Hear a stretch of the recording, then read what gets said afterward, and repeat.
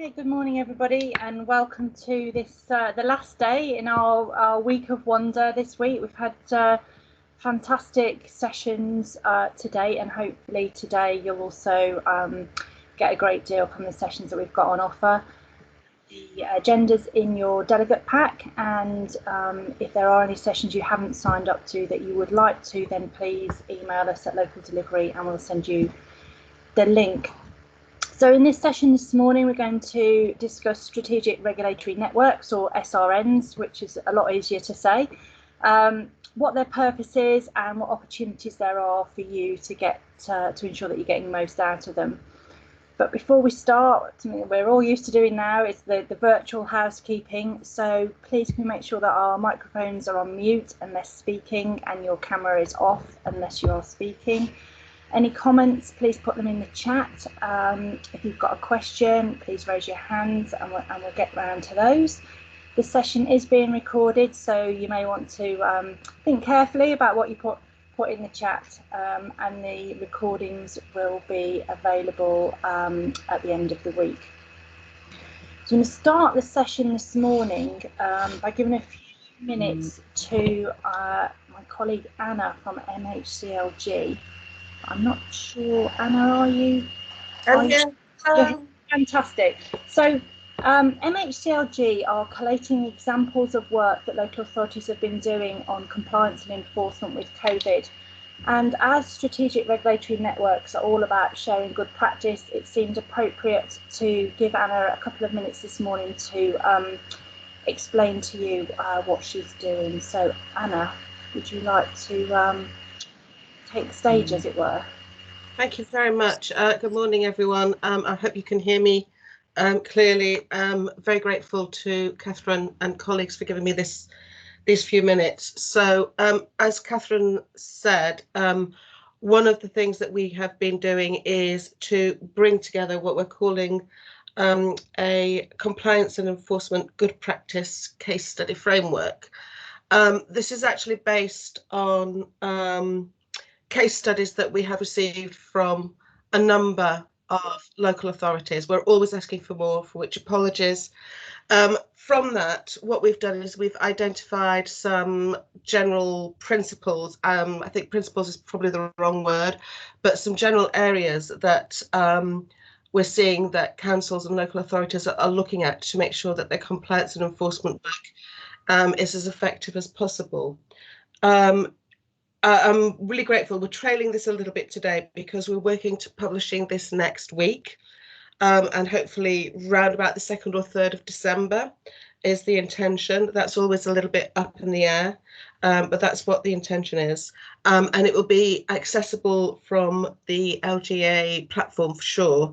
So the area that is dedicated to COVID-19 good practice, you should be able to find it there. One of the things that I think it's really important to say is that I'm really grateful to the LGA and to OPSS. We've co-designed this with them. We've tested it with them, sort of like at every stage of the process to ask, are these the right kind of areas that we should be talking about? Asking if they can help with providing case studies and sense testing them and all of this kind of stuff. So it should be a really useful resource for everybody. One of the things that we're hoping to do is that to make this really live, and we want to be able to try and update it probably on a monthly basis as new, interesting compliance and enforcement work comes through to us, so that it is something that is really interesting and useful to everybody on the sector. Inevitably, that relies on getting case studies in from people, so there may well be a plea to people to come out about that. Once it's come out, we're more than happy to have a conversation about it, and perhaps go into some of the areas in a bit more detail. So there's some it's quite interesting that there's an awful lot of multi-agency working that already happens, but finding out whether anything has changed as a result of COVID-19, that's proving a little bit more difficult for us. I'm sure it's out there, but we're not seeing it. So I think I'll leave it there. Don't want to take up too much of your time. Thank you very much, Anna. And where, when the framework is published, where will people be able to see it?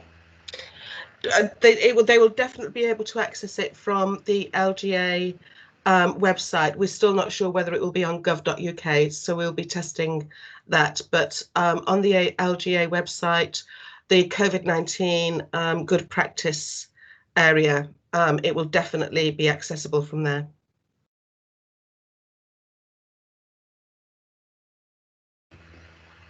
Okay, so I'm hoping now that you can all see my slides, and we'll start talking about the networks. So what are we going to cover this morning? Okay, we're going to have a look at what the SRNs are, what opportunities there are for engaging with the SRNs, some of the pitfalls, and then Steve Cox from Torbay is going to give us a little insight into what they've been doing in the Southwest.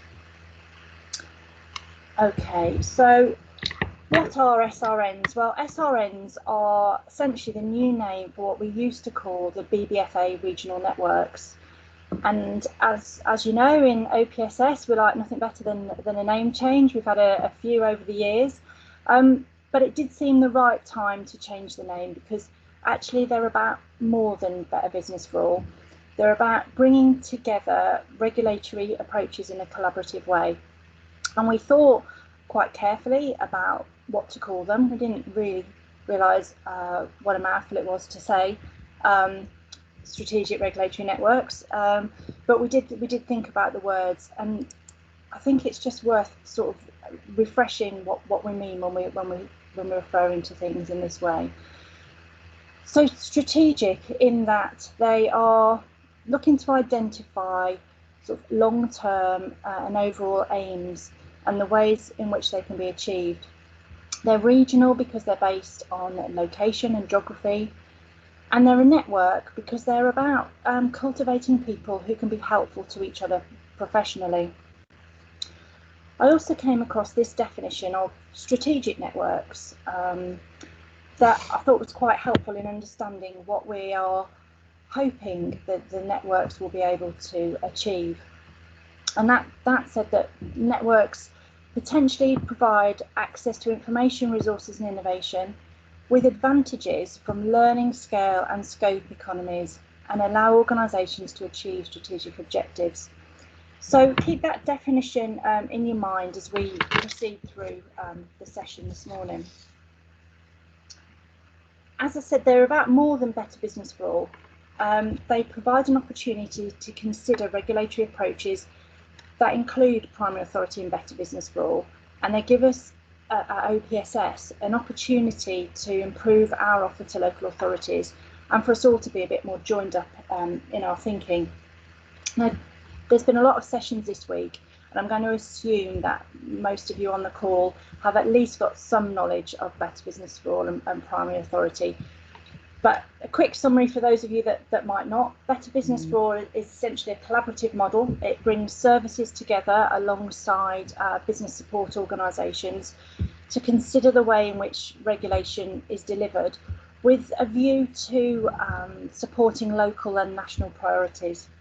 And the Better Business for All programmes tend to replicate LEP, Local Enterprise Partnership geography, but not exclusively. Primary authority is a business support tool. It's a statutory scheme, and it's a scheme that enables businesses to receive assured advice from one authority that other enforcing authorities have to have regard to. The way that I want to explain strategic regulatory networks this morning is to use a diagram.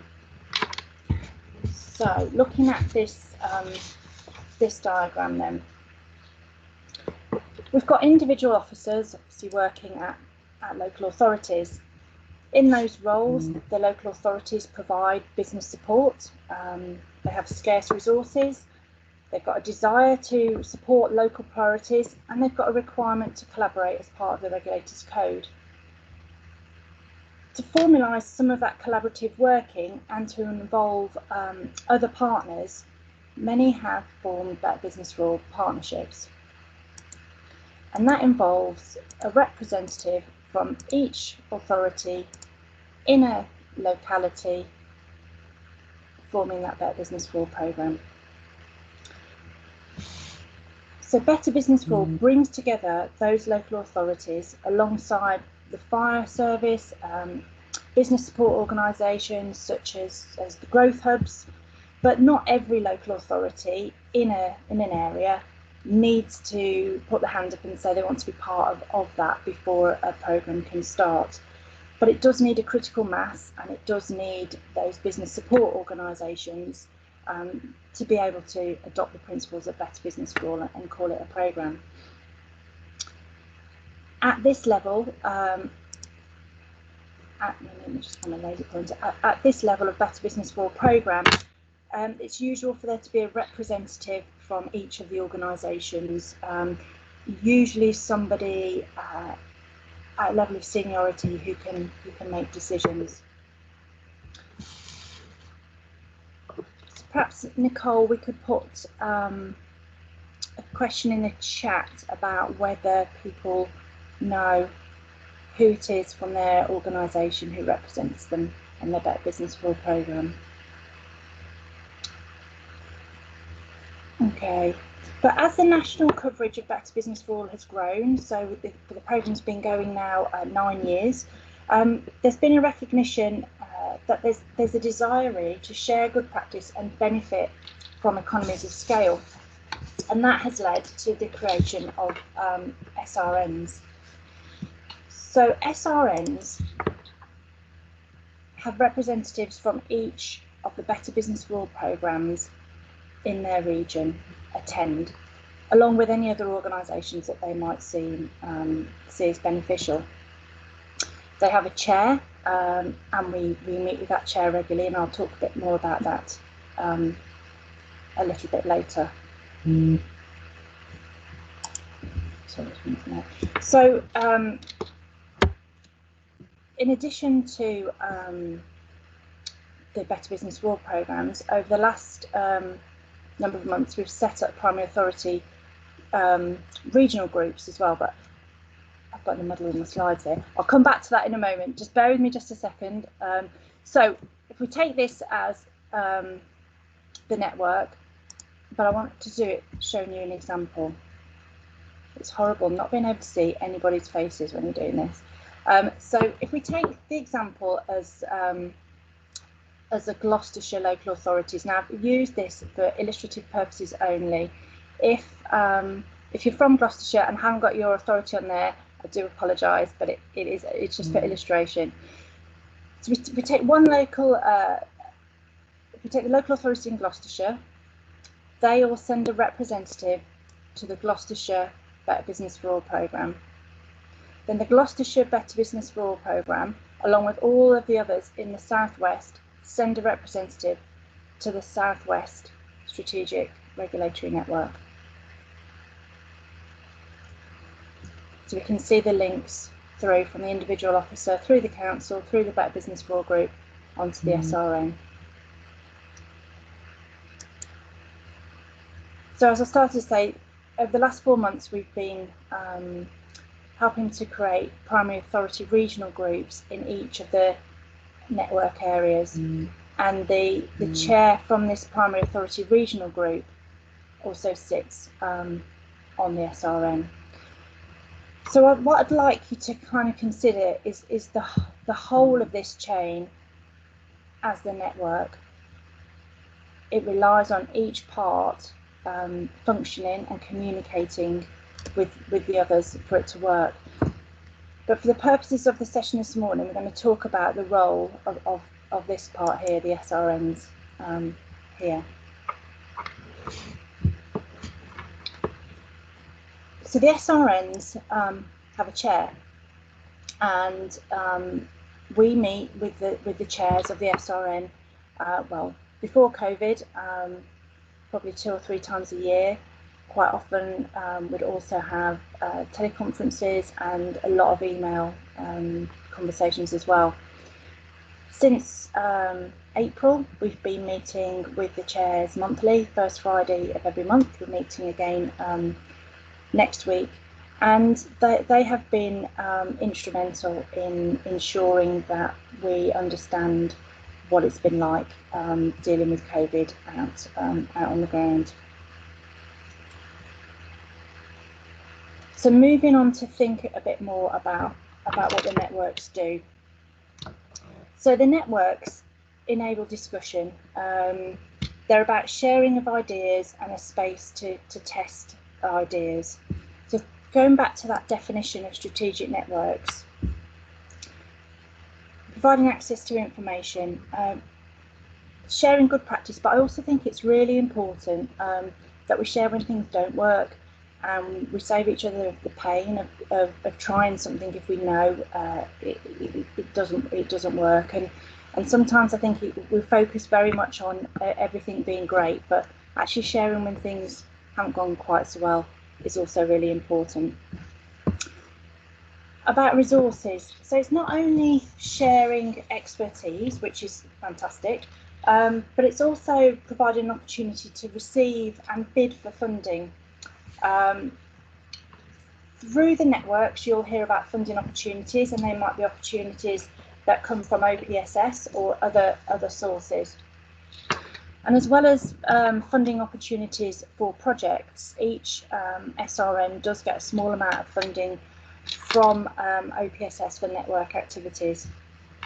For innovation, the advantage of collaboration is that you spread the risk of trying something new, and that you benefit from a wider pool of ideas. Learning from each other in the regions is also important. We'll be able to run training events, and we've run a number of those over the last few years around commercialisation, behavioural insights. There's been primary authority training, but also there's the opportunity to put on your own reduced cost training. So the 5+1 training that's run in the East Midlands is a perfect example of something that could be run under the SRN. Economies of scale, all the benefits from being bigger, more influence, greater diversity of ideas and expertise, all give you more power to your elbow.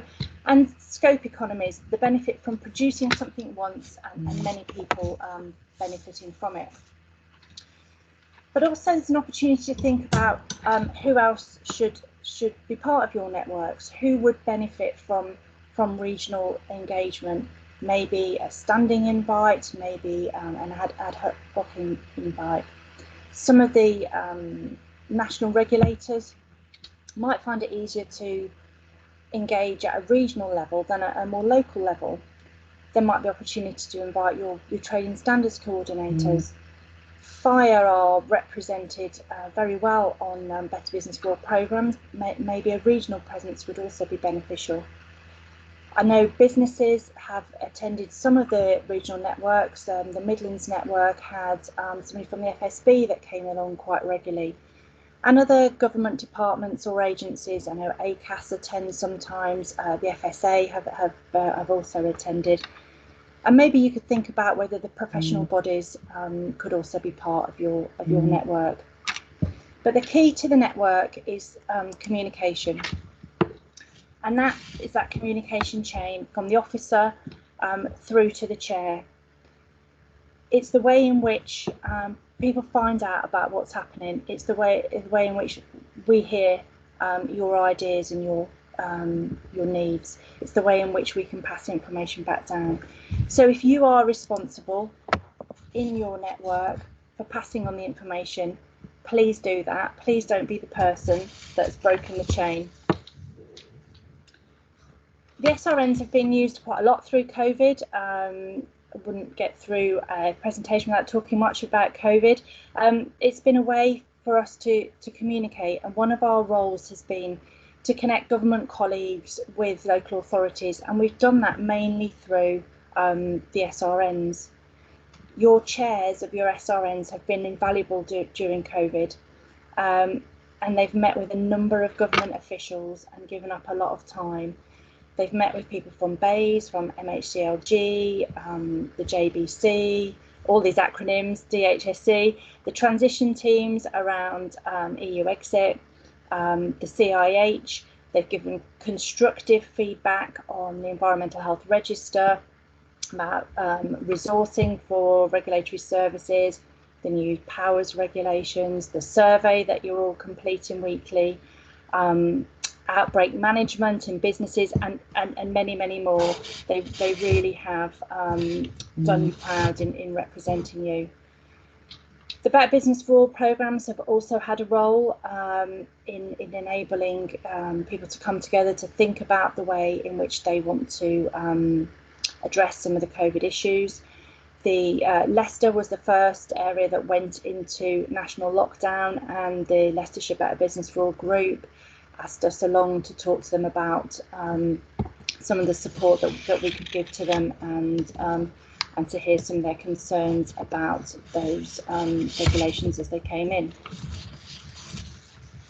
But being realistic, we know that there are pitfalls. We know that you're busy.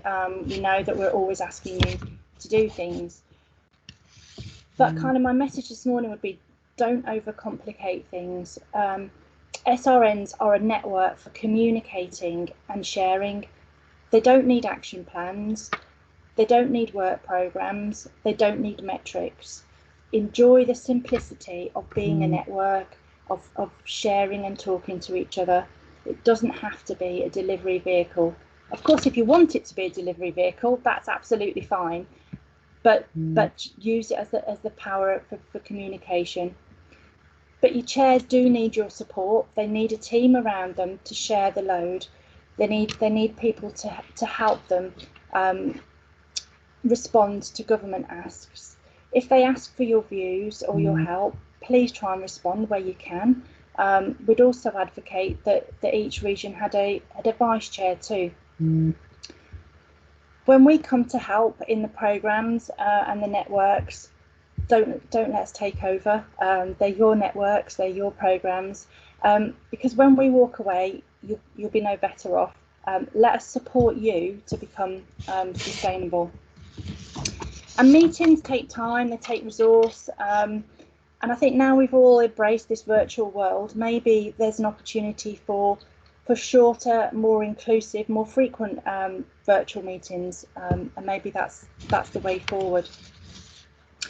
I now want to introduce you to Steve Cox to give an overview of how in the Southwest they've used their regional network, and some of the benefits that they found from that region. So I'll hand over to you, Steve. Okay, thank you, Catherine. Okay, so I'm going to just run through a little bit of a history with regard to our own Better Business for All group. I think it's helpful because, as you'll see, there are an awful lot of local authorities involved, and this may replicate with many of your areas too. So the history behind the Heart of the Southwest Better Business for All group goes back to 2014, when myself and a representative of Devon Trading Standards Service attended the BBFA conference. One of Catherine's earlier pieces of work, I think, as head of the BBFA group in London. So we liked the idea, and between Devon and Torbay, because I work for Torbay Council, we set up the Better Business for All group. But it was a real challenge because there are 19 local authorities involved in Devon and Somerset, and Devon and Somerset themselves had never spoken to each other and never worked collaboratively.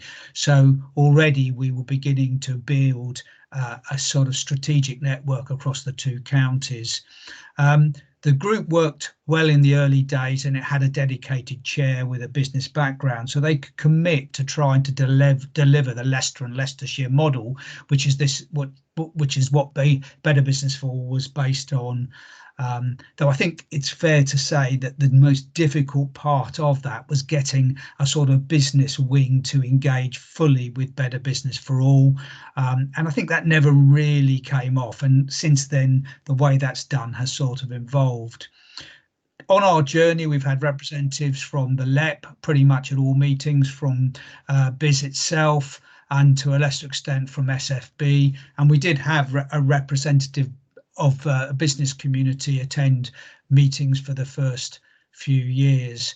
And they still are on the mailing list and are quite a big player locally. So for a few years, I took a bit of a back seat, let other people steer the group. And then 12 months ago, I took on the chair again. And I believe a few sets of circumstances came down to help elevate, or not even catapult, the BBFA group from a few dedicated actions to key business partners. So these three sort of main points were that Devon Trading Standard Partnership covered the majority of the LEP area. So there are 4 top tier authorities, 2 unitaries and 2 counties that cover the heart of the southwest. They are Devon, Somerset, Torbay and Plymouth. And the Devon Trading Standards Partnership covered 3 of those areas. So they provide Torbay's trading standard services and those for Somerset and Devon. And we're in discussions with Plymouth, and Plymouth are going to join that. But the other key part of Devon Trading Standards Partnership is that the head of service also manages the economic regeneration team. And this came about a couple of years ago. And currently and successfully, they've taken on the Growth Hub and the EU support funding with an extended bid. So all of that, which sat partly with the private sector, now sits within Devon. Devon Trading Standards, with my involvement, have employed a dedicated officer for Brexit, and as it turned out, for COVID work. It was a very important step, and we used Brexit money supplied by the 4 county unitary authorities and matched by the LEP. That the individual, Jason, has an economic regeneration background and knew how to connect with businesses, and now pretty much sits on every single group there is across those 2 authorities, as well as sitting on the strategic regional network when we have those meetings. And then COVID-19, that was the third part of the picture. We produced very early on a BBFA recovery toolkit that went onto the Growth Hub website, and probably was the first product available nationally that really drilled down into the issues of businesses reopening. And we got the kudos for that. We found ourselves sitting with all the business partners, and certainly in Torbay, I sit on the economic recovery group. And I think before that we were doing our job, but in a little bit of a backwater, but now sit sort of shoulder to shoulder with the key partners. We've been running COVID webinars, Brexit webinars, and working with the LEP, Federation of Small Businesses, and Devon Chamber of Commerce to provide those. And we've also got Brexit Vice toolkits on the Growth Hub website. And all of that has been achieved with 19 authorities trying to work together. But the key point with all of this is there is commitment from all of those individuals to make this work. They see the advantages of being part of a bigger picture, the opportunities that sharing brings, and especially with regard to local authorities, it affects the bottom line. If somebody's doing something well and you can share the resources to achieve that, then it costs you less, and the benefits are there to be seen in terms of your own performance, your own workloads, and people are interested. I can speak a little bit more about that. The other key issues are the economic regeneration links that we've got with the Growth Hub, and the commitment from Devon, and the fact that we've got a dedicated post.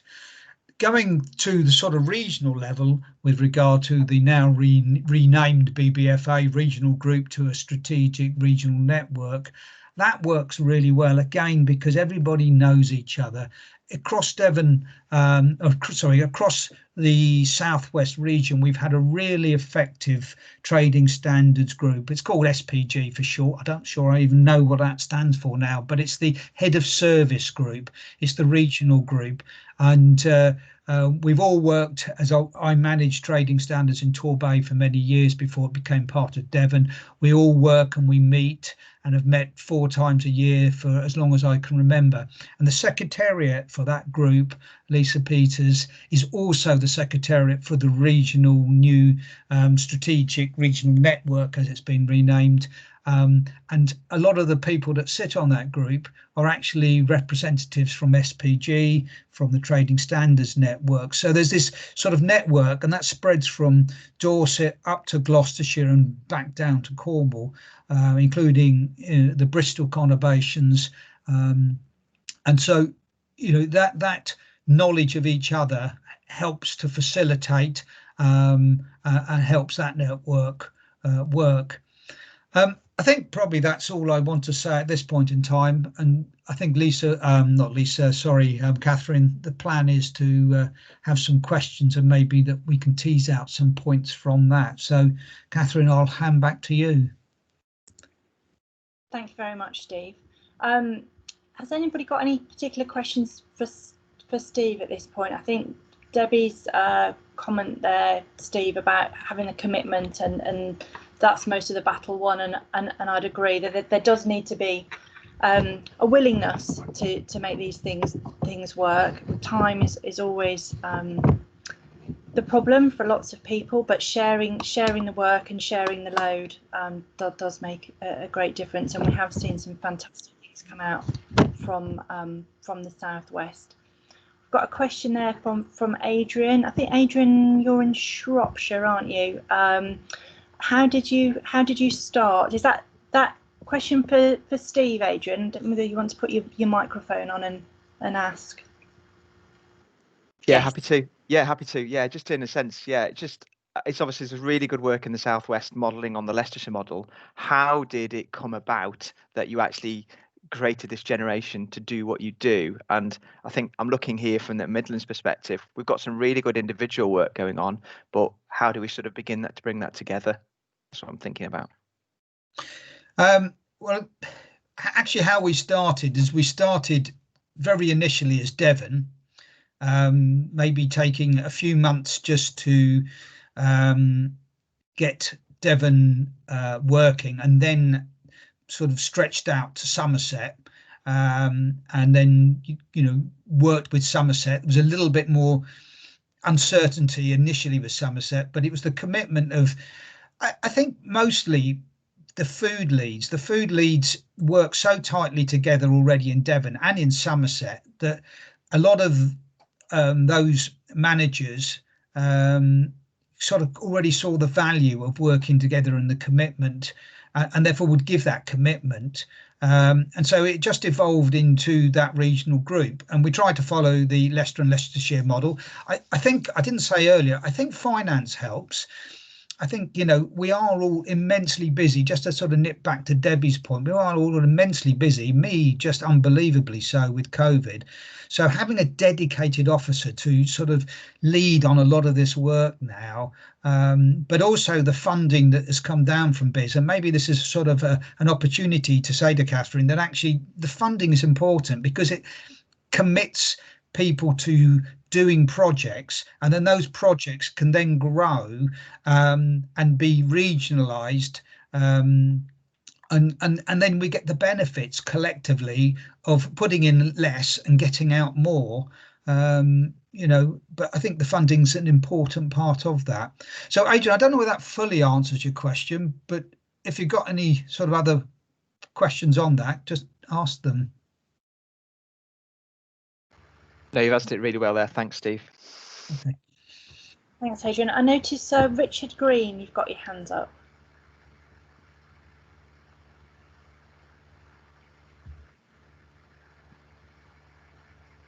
Did you Richard have a question, Richard?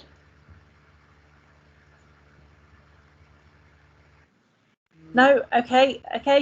Sorry to put you on the spot there, Richard. So to just pick up the point on funding, Steve, we don't know yet what funding we'll have available next year.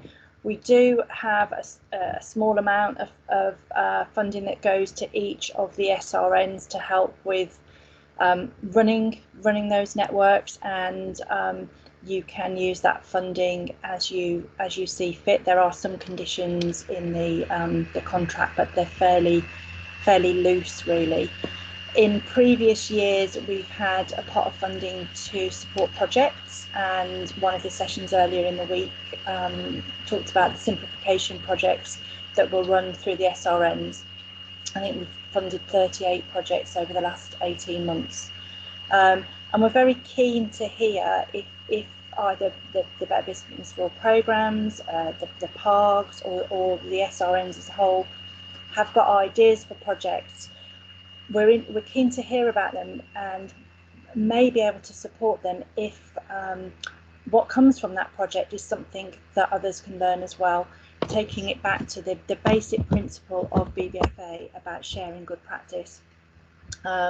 So if you have got ideas, please do let us know. I'm going to put a slide up in a minute that will show you who your OPSS lead is for each region. It might not be that we're coming out saying there's this money to bid for, but we might have some small pot of money that if you approach us with an idea, we might be able to support you. The other thing, just to pick up from the comments in the questions in the comments there around the interplay between the PARGs and the SRN. PARGs are new. We're really pleased at how people have taken to them and are supporting them. We do want them to link into the SRNs, but we haven't got any hard and fast rules about how that should happen. If in your region it works best, the SRN chair attending the PARG and feeding back to the rest of the SRN, that's fine. If the PARG chair is able to go to the SRN to make sure that primary authority is seen in sort of the bigger round, then that's fine too. And I think the important thing to say is that these are your networks.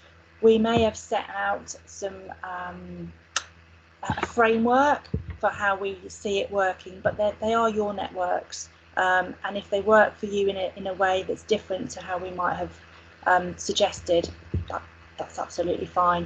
For it to be considered better business for all, it does need to include those business support groups as well, though, and that's really the kind of the non-negotiable for us. But apart from that, how you want to run them is entirely up to you. So I'm just going to put a slide up to summarise. I'm hoping that you can see. I can't now see you, so I'm hoping that you can now see my screen.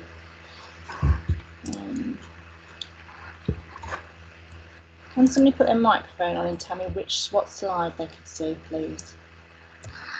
It's the breaking chain. Don't break the chain.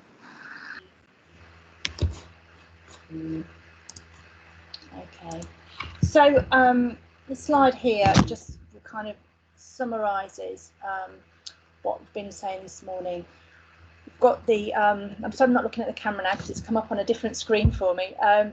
We've got the strategic regulatory network, and there was a question there in the chat, how many networks are there? There are 7. We've got the Northwest, the chair there is Dave Watson from Warrington. We've got the Northeast, and the chair there is Gary Blenkinsop from Wakefield. We've recently split the Midlands. We had one Midlands group that was chaired by Alan Twells. We've now split that into a West Midlands and an East Midlands. There is a vacancy for a chair at the West Midlands, so if anybody on the call is keen to step into to that role, we'd be really delighted to hear from you. Alan Twells is the chair of East Midlands. In the southwest, Suzanne McCutcheon from Bath and North East Somerset is the chair there.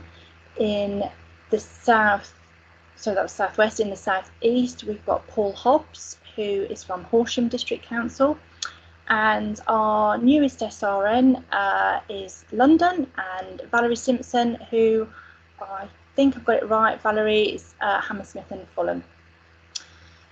So we've got our seven regions, as I've said. We meet regularly with the chairs, and then this slide then just depicts the Better Business for All programmes and the primary authority regional groups.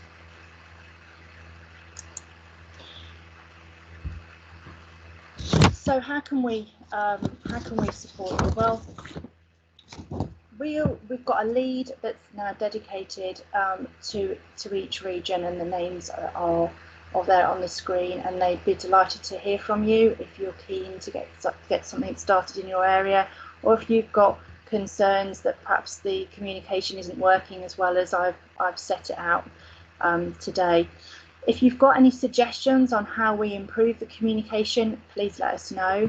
We've got Khadija in our team who is supporting the networks and the communication channels, but we don't have everybody's email addresses. We do need to go through the structures that I've shown you this morning. But if you do feel that you're not getting the information that you want, then please do get in touch with your lead, and we'll see what we can sort out for you. But as I've said, they're your networks.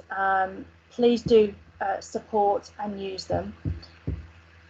If you don't know who your chair is, try and find that out. We can help you with that. And importantly, try and support those who have volunteered. People, like Steve, that have volunteered this morning to come and talk. Who have led a number of the programmes for us in the Southwest, but they can't do that on their own. They do need support. I've completely lost my screen. I'm back. I've not had as much practice this week doing this as the rest of the team, so they've probably got their head in their hands thinking, what's she doing? Why is she going all over the place? So are there any other questions that we've got in the chat that I've not picked up this morning? I noticed Teresa, thank you, you've been answering some of the questions there. So Nicole has put a final question in the chat there. Have you benefited from a project or training through your SRN? So 83% you say no. Well, as Teresa's put in the chat there, we have run a considerable amount of training through the SRNs, but maybe we're not publicising that's where the funding is coming from. Maybe we need to do a better job on that and make sure that you know. That's very interesting for us. I think, Nicole, we've perhaps got one more question that we were going to ask just as we finish.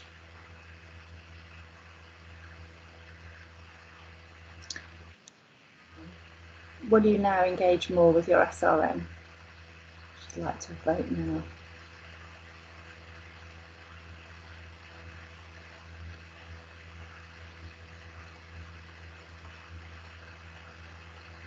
Fantastic. My 100%. There's only 3 people who have voted mine, but I'll take 100%. That's fine. Okay, so finally, I'd like to thank my team, the leads that are supporting your networks. I know they put a great deal of effort into working with you in the regions. We have got a mechanism within the team for sharing information that comes back from the networks to make sure that we too, when we're aware of good practice, are sharing that with each.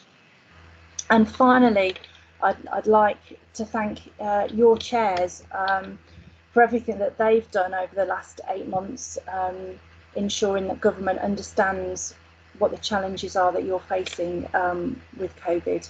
And say, put another plea out there, if you like to be more involved in that, then there is an opportunity, I think, in all of the regions for a vice chair, and the chairs would be very grateful for your contributions.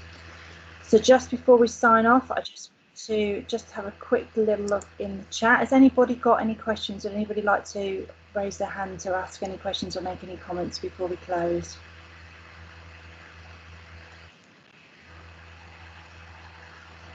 apart from the weather.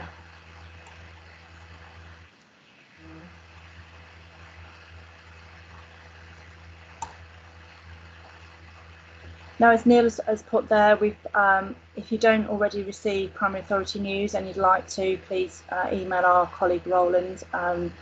We've been putting the progress about the Primary Authority regional groups in PA News, and we'll continue to do that. We'll also have a network newsletter going out. I'm not going to promise it's going to go out before Christmas. Nicole and Khadija, can't see your faces, but you're probably pulling a face at me if I say that. But we'll be going out shortly, and we'll capture some of the sessions in that have taken place over this last week. Okay, well, thank you very much for taking the time this morning to join the session. I do hope that has explained a bit more to you about how we see the networks working. Please do engage with them and enjoy the rest of the sessions that you're going to go to today. Thank you very much. Bye-bye.